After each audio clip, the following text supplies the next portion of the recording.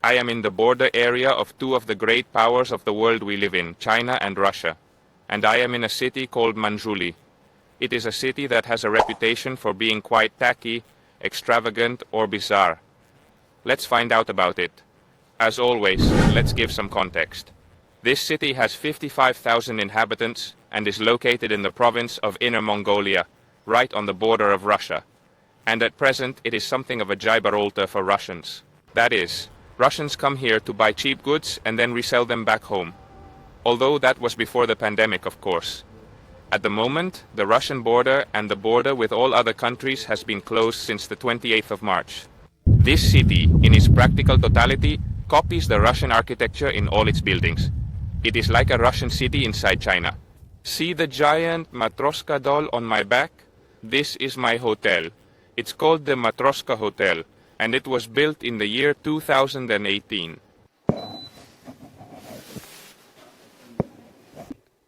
I think of all the hotels I've been to in China, this is by far the strangest. I will have to make a video just of this hotel. The price I paid for this hotel is 200 yuan a night, which is about 30 American dollars, which is dirt cheap for Chinese. Because in Shanghai, for that price, they would give me a room where I would be eaten by cockroaches. I'm not sure if the cheap price is because the border with Russia is closed and because Russians used to be the regular guests at this hotel. If you found the exterior of this hotel extravagant, the interior is also pure bizarrism, as it imitates a kind of art gallery. With 2,000 imitations of famous frescoes and works of art. If you are interested in knowing more, I leave you the link to the video I dedicated exclusively to this hotel. The Matroska Hotel is in the so-called Tawa Square, which is a square full of Russian papier-mâché buildings. Let's take a look at it.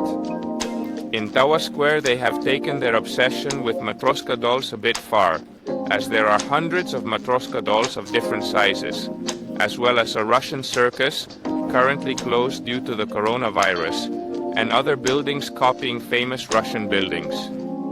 In addition, of course, to the giant Matroska, which is the hotel. These two Matroskas behind me are public toilets. Some of the Matroskas are inspired by historical or famous people, such as Isaac Newton, Galileo Galilei, Che Guevara, Michael Jordan, or Christopher Columbus, who is on the Matroska representing Spain. It seems that they have not learned that Christopher Columbus was not Spanish. While strolling through Tawa Square, I had a little incident. Suddenly it started to blow very windy and there were thousands of mosquitoes. I had to put on a mask because otherwise you really swallow them and they get all over your body. They get everywhere in your hair, and the people who were around here ran out in panic. Later I found out that this is a common phenomenon. Apparently Siberia is invaded by millions of these little insects. And when there are big gusts of wind, the wind pushes these insects into the surrounding cities.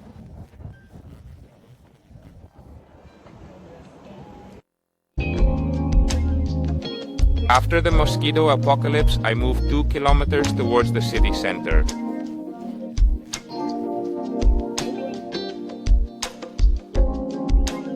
This is the center of the city of Manchuria. I'm going to walk around and see what catches my eye. The name Manchuria literally means in the interior of Manchuria. The first thing that strikes you is that all the signs in the city are in Russian.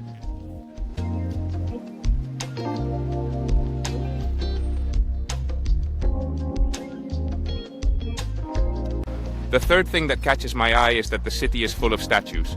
Seriously, they are everywhere.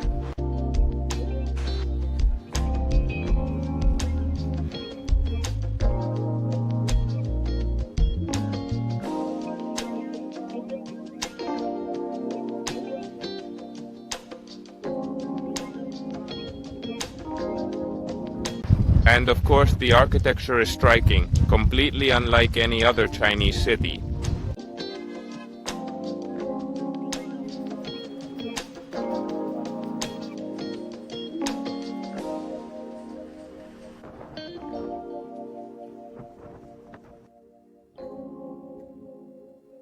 This is the most civilized city I know in China.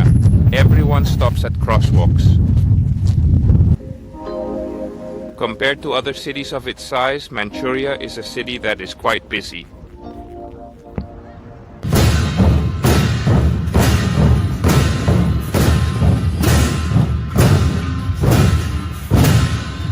One of the main streets in the city center is the China-Soviet Union Friendship Street. At the head of the street is a panda bear representing China next to a polar bear representing the Soviet Union. But the most bizarre thing is to find in this street a statue of a bullfighter.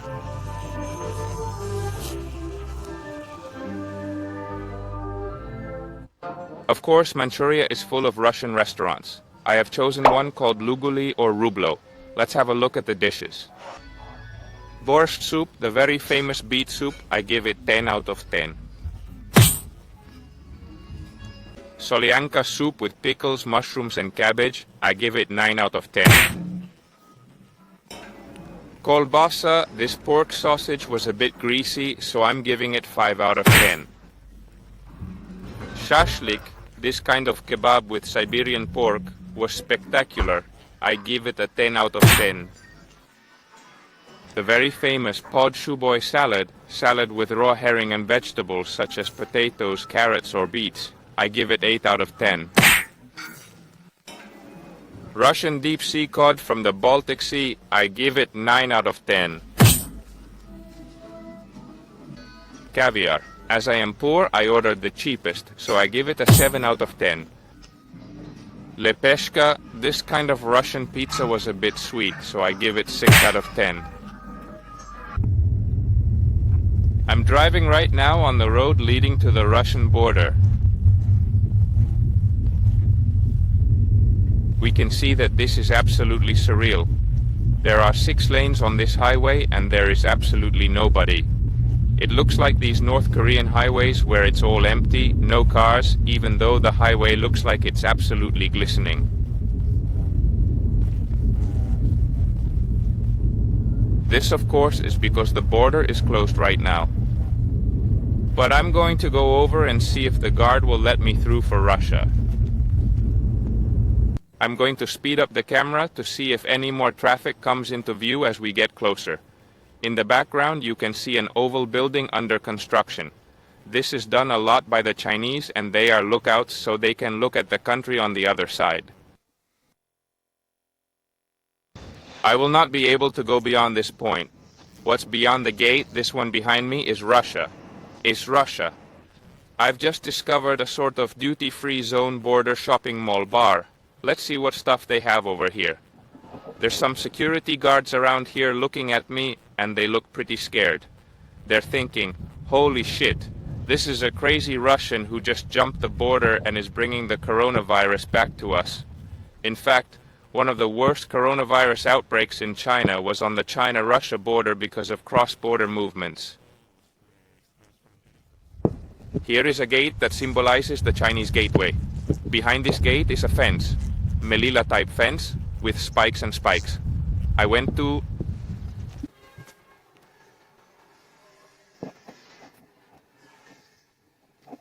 I've climbed up to the terrace of one of the stores here and it has a view of, I can see Russia from here. I can see Russia from here. This is the Chinese customs and this is the Russian customs. The Chinese is quite a bit better there. The Chinese marking the territory. And here we see the Russian border town. It's a little bit smaller. It doesn't look as good as Manzhouli, although it does have an airport.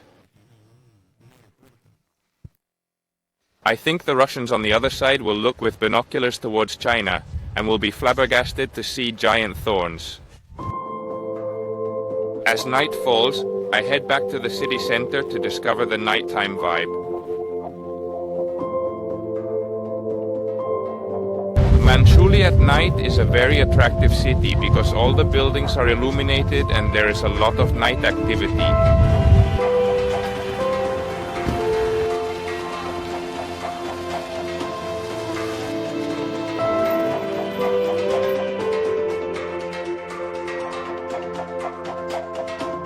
If you like the video, you can subscribe below, and I'll see you in the next video.